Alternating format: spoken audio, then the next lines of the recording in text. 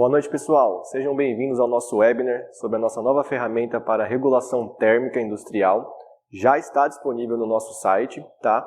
E hoje vamos falar um pouquinho sobre uns conceitos básicos e sobre essa ferramenta. Temos já um webinar gravado com mais conceitos, mais aprofundamento técnico, que também está disponível no nosso canal aqui da Finder, no YouTube. Então acessem lá, deem uma olhadinha que vale a pena, tá bom? Caso tenham alguma dúvida, vamos deixar um link na descrição do vídeo para que vocês possam enviar essas dúvidas e a gente responder. Então, vamos começar agora. Vamos dar uma introdução sobre alguns conceitos básicos de regulação térmica em painéis antes de apresentarmos a ferramenta e como utilizá-la. Primeiro, vamos deixar alguns termos um pouco mais claros aqui. Umidade, o que é? É a quantidade de água existente no ar na forma de vapor. E o ponto de orvalho, ele é a temperatura no qual esse vapor de água, presente no ar, ele passa desse estado gasoso para o estado líquido. Isso ocorre na forma de pequenas gotas através da condensação, conforme nessas imagens que podemos ver. Então, a condensação faz parte de um dos efeitos da transformação da água para estado líquido, gasoso, sólido, nesse caso, do estado gasoso para o líquido, que a gente conhece também como liquefação ou condensação. Absorção de água pelo ar. Como que ocorre? O ar quente ele tem maior volume e mais capacidade de absorver água. O ar frio tem menor volume e menos capacidade de absorver água.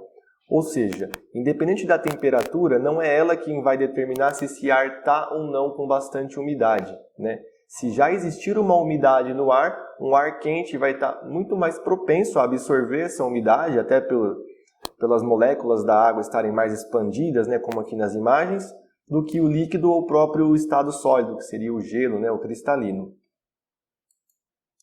Alguns exemplos que a gente pode pegar no nosso dia a dia de condensação, onde a água passa para esse estado líquido, é no vidro do carro, quando está chovendo, ou quando está com os vidros fechados, que passa a fazer aquela névoa que quando você passa a mão você retira, ou dependendo do nível de condensação começa a ficar tão elevado que a própria água começa a escorrer pelo vidro.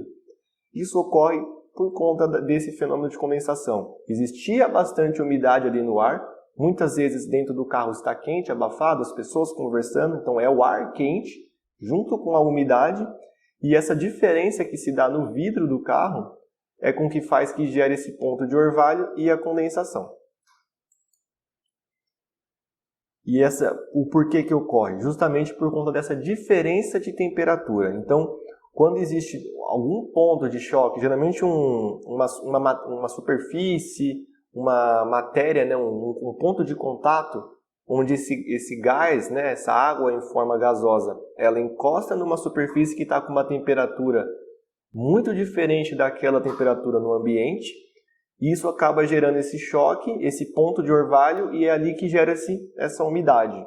Por exemplo, no caso do carro, o vidro, porque é ele que está, ao mesmo tempo, em contato com o interior do veículo, com as pessoas falando, com o ar-condicionado ligado, e do lado de fora com a temperatura ambiente, Então é ali que ocorre o ponto de orvalho, assim como em volta de um copo, em volta de uma garrafa de vidro, e esses exemplos mais ou menos, certo? Quais são as conclusões que a gente pode tirar então? Que o ar, quando ele esquenta, a umidade relativa ela diminui, O ar, quando ele esfria, a umidade relativa aumenta. E quando o ar ele esfria abaixo do ponto de orvalho, a água condensa, certo? Aqui eu vou dar um exemplo, num painel elétrico, como que poderia ocorrer essa umidade, esse ponto de orvalho, em função de uma rotina de um dia, certo? Então, no início ali do dia, os equipamentos desligados, está de manhã, a temperatura é baixa, não há calor sendo gerado, a umidade interna é baixa. A gente energiza os equipamentos, passa a ter uma dissipação térmica ali dentro do painel, a temperatura passa a elevar, essa temperatura maior tem maior capacidade de absorver a umidade, e como acaba entrando o ar de fora dentro do painel também, você acaba tendo essa absorção de umidade nesse ar quente. Com isso, no decorrer do dia, vai absorvendo cada vez mais essa umidade, vai aumentando esse calor e vai se armazenando muita umidade no ar. Com o desligamento dos equipamentos, o que ocorre? Esse ar ele começa a esfriar. Conforme ele começa a esfriar, ele começa a perder a capacidade de reter esse líquido. E alguns equipamentos dentro do painel já vão estar com temperaturas diferentes daquela temperatura ambiente. Os dissipadores, as partes metálicas do painel que tendem a ser mais frias, já vai estar com uma temperatura diferente da temperatura ambiente. Então, juntando o fator dessas diferenças de temperatura, mais a questão do ar ter absorvido muita umidade e agora ele está esfriando, perdendo essa capacidade de reter essa umidade, é aí que começa a ocorrer o ponto de orvalho em diversas partes do painel. Como que a gente pode evitar essa condensação dentro do painel? Primeiro, manter a umidade relativa do ar baixa, de preferência abaixo dos 60%.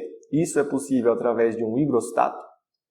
Lembrando que umidade alta é uma questão do nosso país, tá? Independente de ser Amazonas, São Paulo, Rio Grande do Sul. Se vocês puxarem os dados de umidade relativa do ar, vão ver que boa parte do ano, em boa parte dos dias, existem umidades ali acima de 80% em praticamente todos os estados brasileiros, tá bom?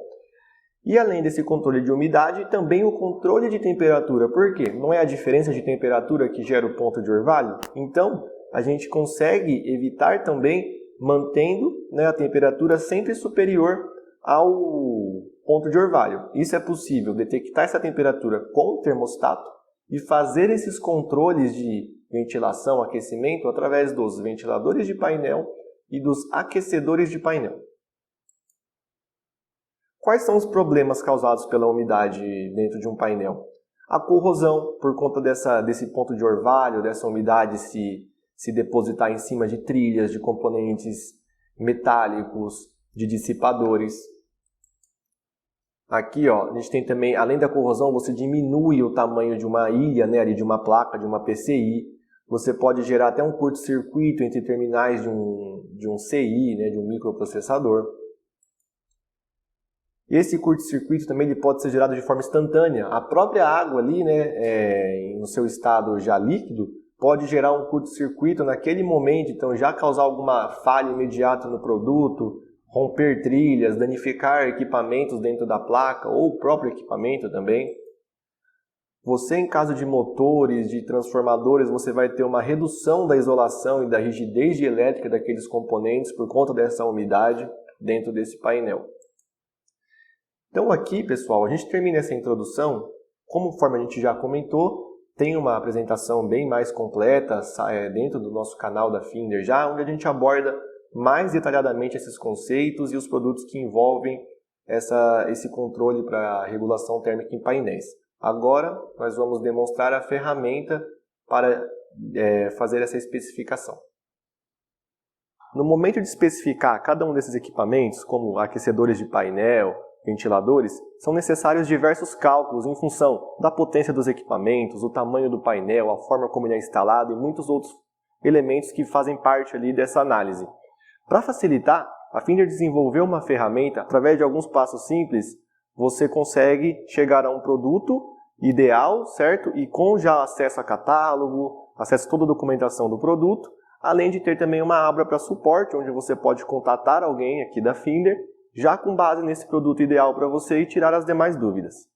O primeiro passo é acessarmos o site da Finder, que é o findernet.com, e dentro do site iremos aqui na aba Suporte e depois clicaremos aqui embaixo em Configurador para Regulação Térmica Industrial.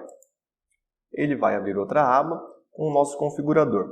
Aqui tem uma breve introdução do funcionamento do ventilador, do aquecedor, o princípio de funcionamento. E aqui abaixo a gente tem a opção de dar um nome para o nosso projeto. Vou chamar de Painel Finder. Aí você pode dar um nome que for mais adequado, de repente do cliente que você está fazendo a configuração. E aí basta clicar em Comece sua configuração. A primeira pergunta que o configurador te faz é: qual é o tipo da instalação? E aqui vamos entender um pouco sobre essas opções que nos são dadas.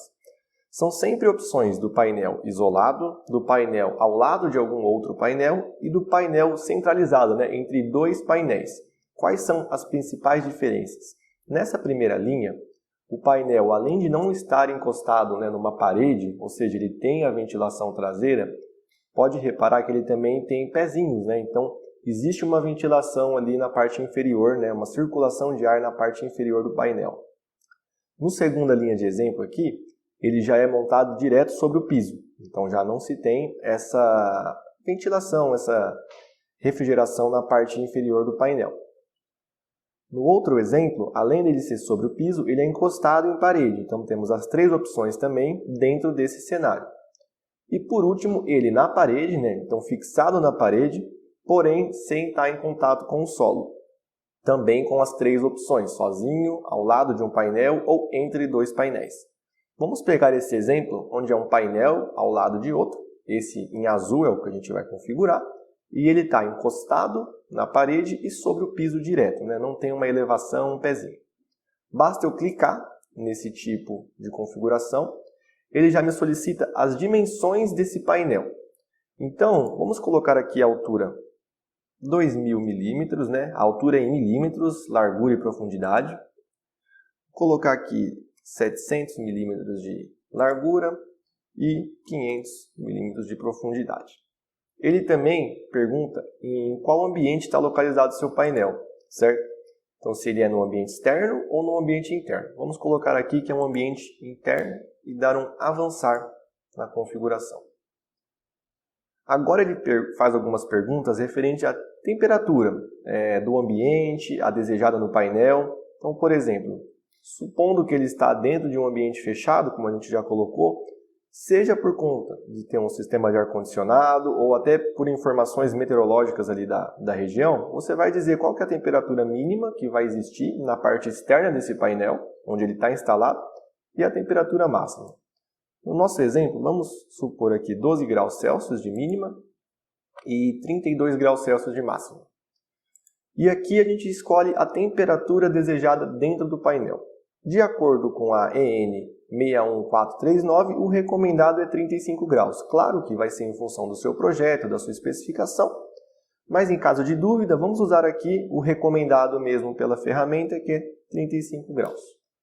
Aqui, nesse outro campo, você deve colocar qual que é a altitude da instalação. Então, aonde ele vai ficar no seu cliente ou na sua própria instalação, com relação à altura, né, acima do nível do mar. Aqui, como estamos em São Paulo, vamos usar o nosso exemplo. São Paulo está aproximadamente a uns 780 metros de altura, né, em relação ao nível do mar. Vamos usar então aqui 500 metros, né, o aproximado. E vamos avançar com a ferramenta.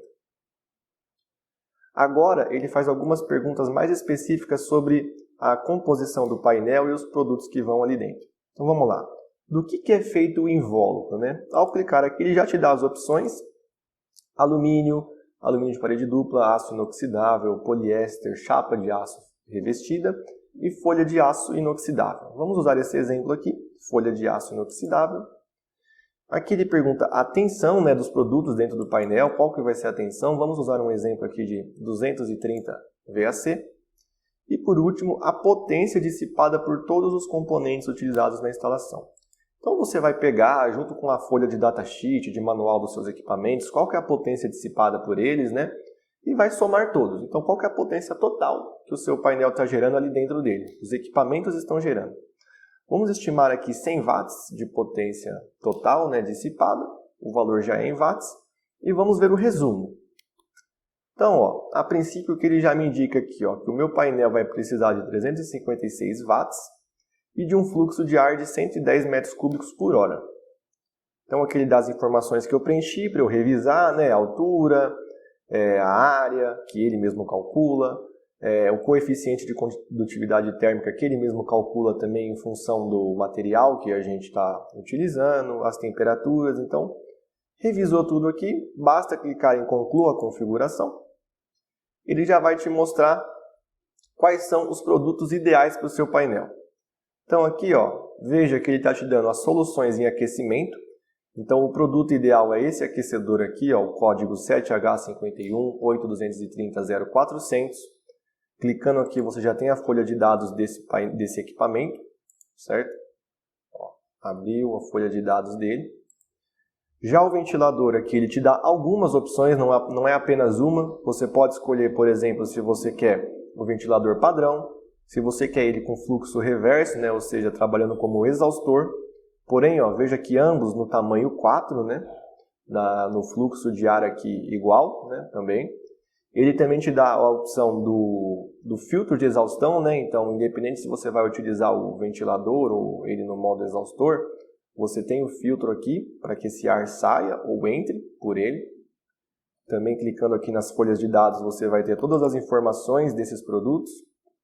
Ele já vai baixar para você, ó, automaticamente. Basta você clicar aqui e já está traduzido o material, né, desses produtos.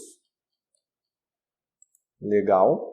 Ele também te dá aqui os tipos de termostato que você vai precisar. Então, você vai precisar de um termostato para aquecimento, né, para ligar a resistência que foi recomendada. Então, aqui tem todas as opções possíveis.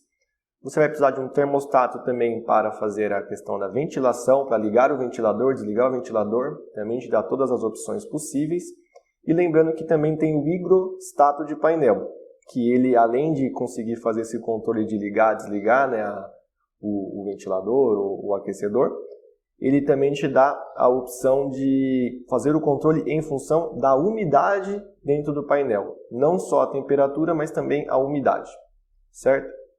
Aqui tem todas as folhas, né, de dados desses produtos.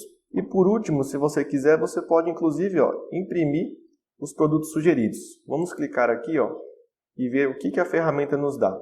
Ela vai gerar um PDF com todas essas informações, então a gente pode salvar, pode de repente mandar por um e-mail para alguém, que é todas as informações que tivemos de conclusão. Qual que é o nome do nosso painel?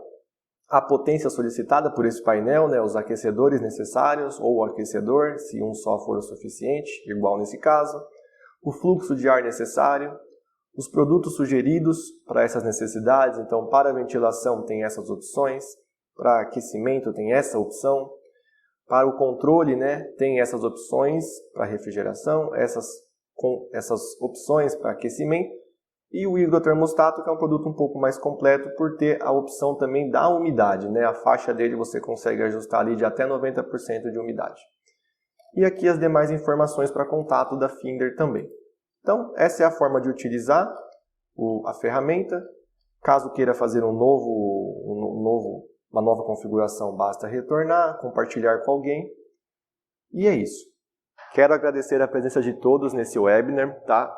Dizer que caso precisem de algum suporte, entender um pouco mais de algum produto nosso, não só de climatização, mas os demais produtos da Finder, acessem o link aqui na descrição do site da Finder, onde lá tem a aba de suporte, onde você vai poder contatar um de nós aqui da Finder e sanar todas essas dúvidas. Obrigado novamente e até a próxima, pessoal.